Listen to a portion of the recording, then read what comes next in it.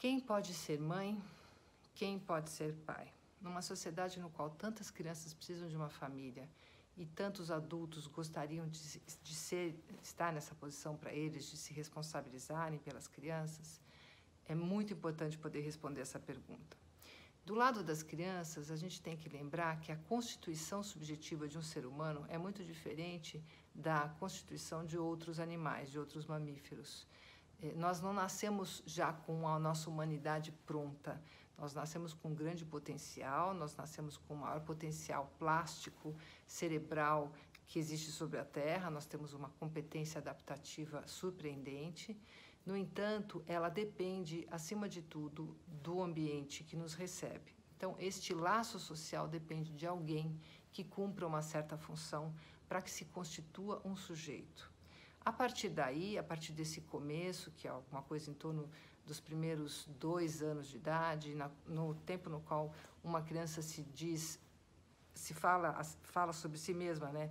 Eu, o bebê quer, e constitui um eu nesse começo. Depois é uma longa jornada aí de formação, de cuidado, de responsabilização, de educação, de proteção ao longo de toda a vida, que justificaria a gente dizer que essa pessoa exerceu realmente uma função parental para alguém poder se transformar num ser humano, né? Então, esse lado que diz respeito aos bebês, ele implica em imaginar que um bebê, embora recém-nascido, já é um sujeito e, a partir dessa ilusão, transformá-lo num sujeito, né? Se relacionar com o bebê recém-nascido com uma conversa que seria uma conversa de adultos, né? Tornando implícito que o bebê estaria entendendo, mas também a possibilidade de nomear essa criança num certo lugar, num certo momento histórico, como representante de uma família, com um sobrenome, com um nome, algo que está previsto, inclusive, no Estatuto da Criança e do Adolescente, o direito a um nome, a um lugar social.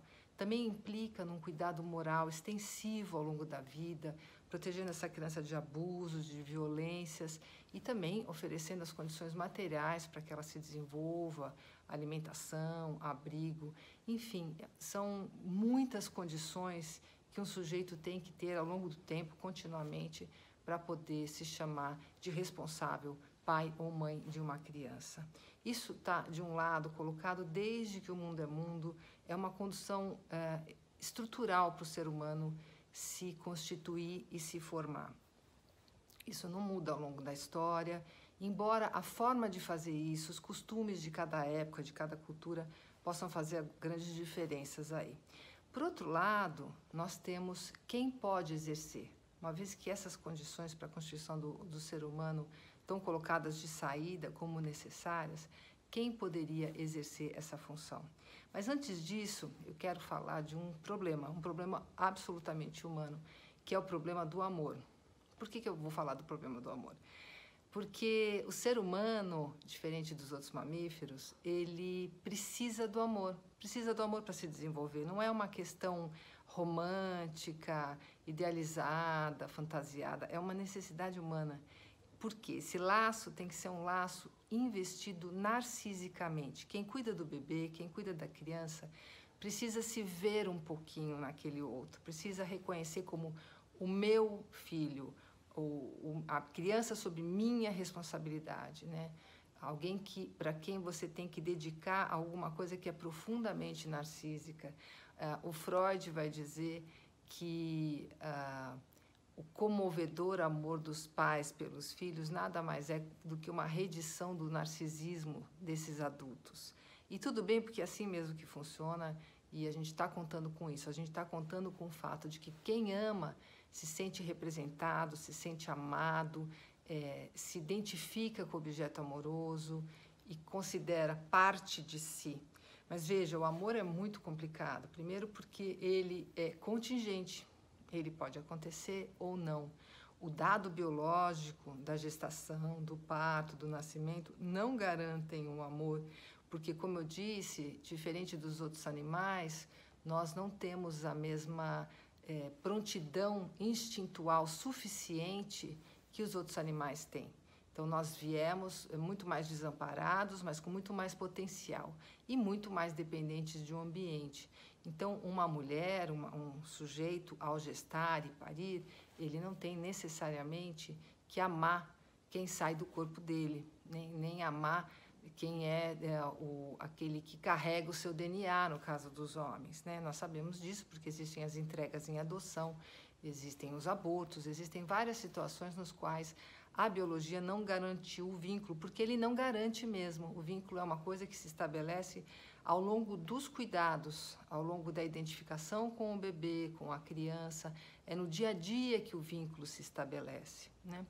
Então, uma vez que o amor é contingencial, ele é absolutamente necessário e, no entanto, a sua condição de existência é contingencial, ele se torna um problema. É um problema que só pode ser solucionado caso a caso, ou seja, na medida em que as pessoas estabelecem um convívio com a criança, elas vão podendo ou não amá-las. E isso é um fator muito importante de se saber, porque muitas vezes os pais adotivos, eles imaginam que os pais biológicos, que deram a condição corporal da criança, sairiam ali numa certa vantagem, não teriam dúvidas, teriam um amor já de fábrica, já um potencial colocado de saída.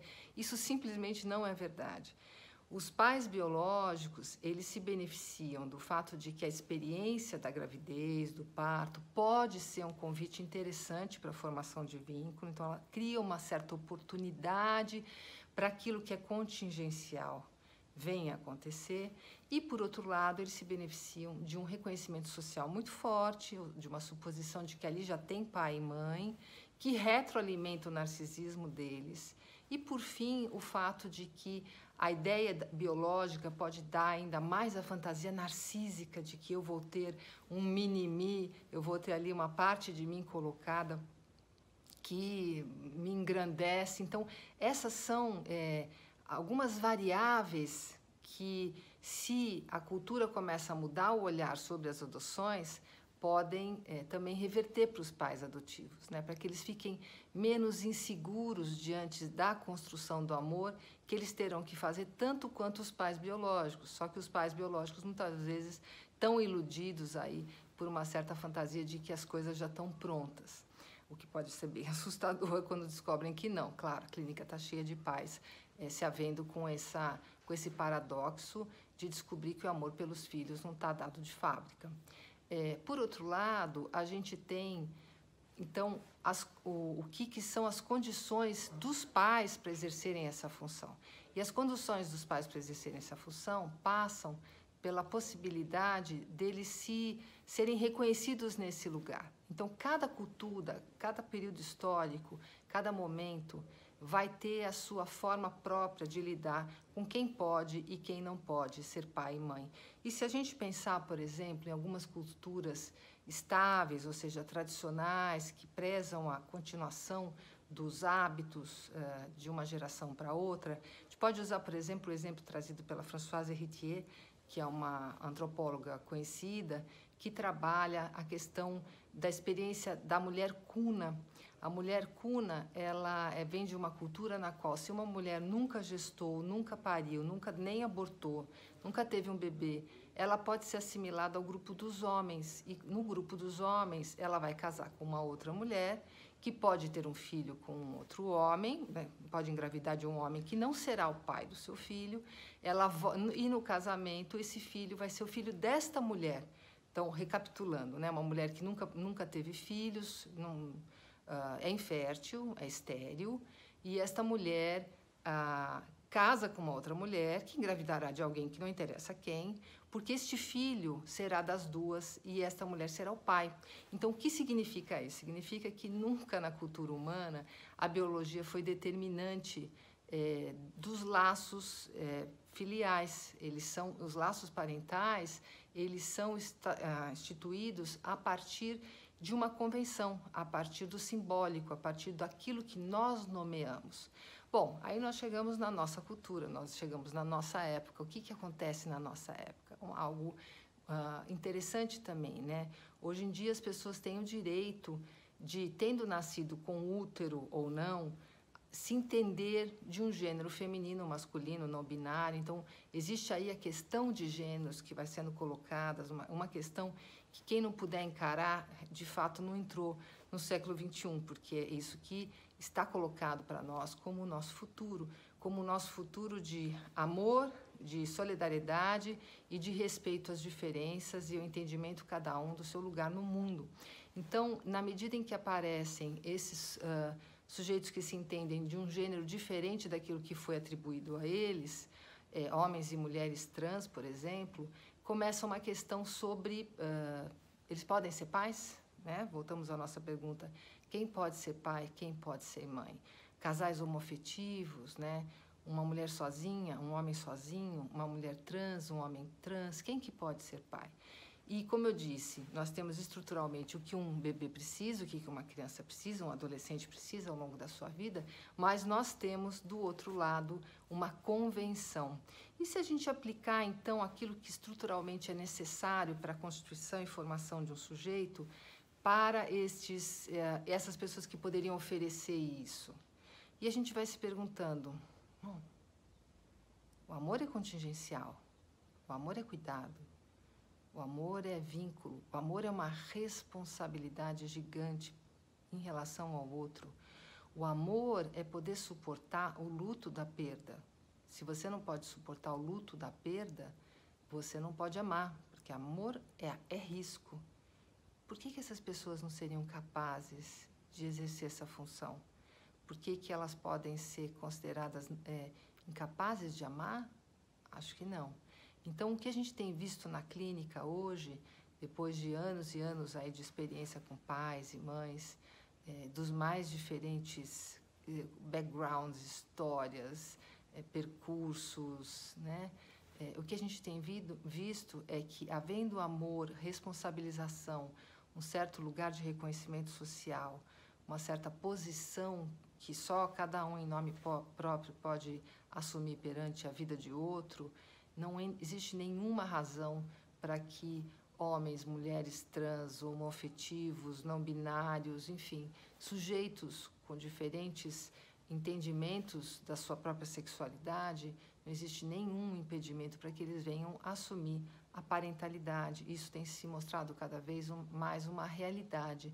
Do que depende isso? Bom, depende da cultura, de nós assumirmos cada vez mais o reconhecimento desses sujeitos para que os filhos deles não sofram com o nosso preconceito. E eu vou usar um exemplo bem simples. O que era uma mulher desquitada nos anos 50? Era uma figura absolutamente marginalizada. Os filhos das outras crianças, dos outros pais, não podiam brincar com o filho da mulher desquitada, porque eram pária. Então, hoje em dia, alguém consegue imaginar que um casal divorciado, um homem e uma mulher divorciado, não seriam pais bons o suficientes para que os nossos filhos brincassem com os filhos deles? Isso é inimaginável, né? Então, o que mudou aí? Mudou o desquite? Mudou o divórcio? Não, mudou o olhar social, mudou a forma de entender. A gente podia usar um outro exemplo, né? Bebê de proveta, né? O bebê de proveta seria uma aberração. Alguém hoje em dia ainda pode dizer que há uma aberração no fato de que uma criança seja fruto de uma inseminação artificial? Não, né? Seria uma coisa muito bizarra. Então, o que sofrem esses sujeitos? Eles sofrem de preconceito, né? E esse preconceito é o que mais afeta estas famílias. Porque, na medida em que o pai e a mãe estão numa função de transmissão dos valores da cultura, e é possível hoje a gente pensar em formas diferentes de entendimento do gênero, não tem por que eles não transmitirem isso para os filhos. E os estudos mostram que não existe uma correlação entre casais heterossexuais e terem filhos heterossexuais e casais homossexuais ou de entendimento trans terem filhos trans e homossexuais, né? Na verdade, a gente vai percebendo que não se trata disso. Outro exemplo importante para pensar na questão do preconceito é a questão da adoção, que até nos anos 50, 60 era considerado vexatório, e as pessoas escondiam com medo de bonde que pensasse que aquele filho não era um filho tão amado e criava uma série de problemas, porque a gente sabe que entre humanos esses segredos acabam criando sintomas e problemas maiores, às vezes até geracionais.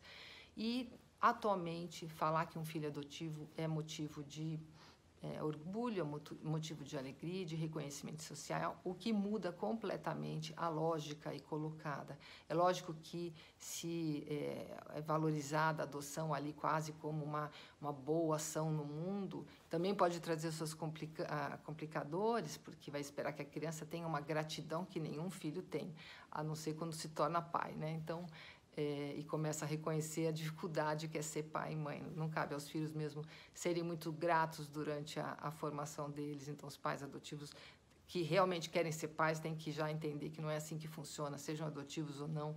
Não se trata da criança pequena conseguir fazer esse tipo de reconhecimento tão cedo, é uma questão da maturidade.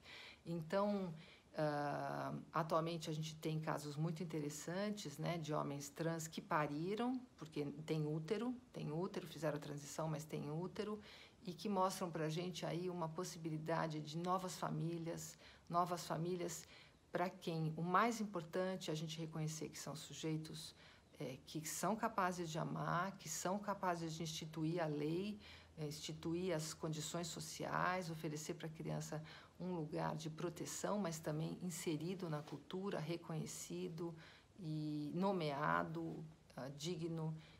E eu acho que isso seria uma forma muito interessante da gente começar a repensar o que a gente chama de parentalidade, que tem sido erroneamente associada aos casais cis, heteronormativos e casais casados e formas muito superadas ali, possíveis, tão boas quanto outras, ou tão ruins quanto outras, mas formas entre outras. Vamos começar a ampliar o que a gente entende por ser pai e ser mãe, porque tem muita gente que pode exercer essa função e muitas crianças precisando disso.